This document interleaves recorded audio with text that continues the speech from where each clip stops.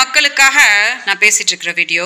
ஒரு 4-5 நாளா தமிழ்நாடு அரசுக்கு எதிராக எல்லா அரசியல் கட்சிகளும் தமிழ்நாட்டில் ஒரு பெண்ணுக்கு நியாயம் கேட்டுட்டு உயிர் கொடுத்து தடையெல்லாம் மீறி போராடிட்டு இருக்காங்க.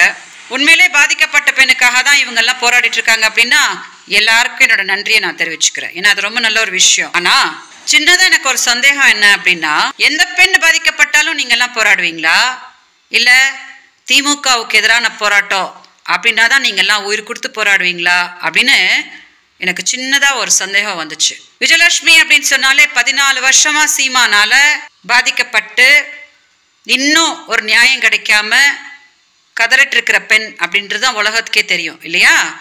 நான் இந்த மாதிரி போராடிக்கிட்டு கமிஷனர் ஆஃபீஸ் அங்கே இங்கன்னு துடிச்சிட்டு இருக்கும்போது எந்த அரசியல் கட்சியும் இந்த மாதிரி களத்தில் இறங்கி சீமானுக்கு எதிராக தைரியமாக இந்த மாதிரி போராட்டம்லாம் பண்ணவே இல்லை. நான் கம்ப்ளைண்ட் கொடுத்ததை மதித்து சீமானை காவல் நிலையத்துக்கு வர வைக்கிற ஒரு முயற்சியை திமுக மட்டும்தான் பண்ணாங்க. இன்னைக்கு எஃப்ஐஆர் எப்படி வெளியில வந்துச்சு அப்படின்லாம் சீமான் கேட்கிறாரு இல்லையா.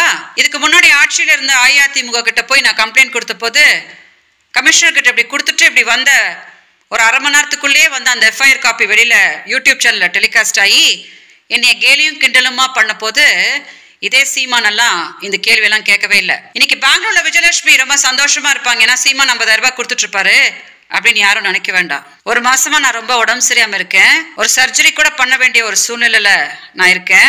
கர்நாடகாவில் இருக்கக்கூடிய என்னோட நண்பர்கள் தான் என்னை பார்த்துட்டு இருக்காங்க.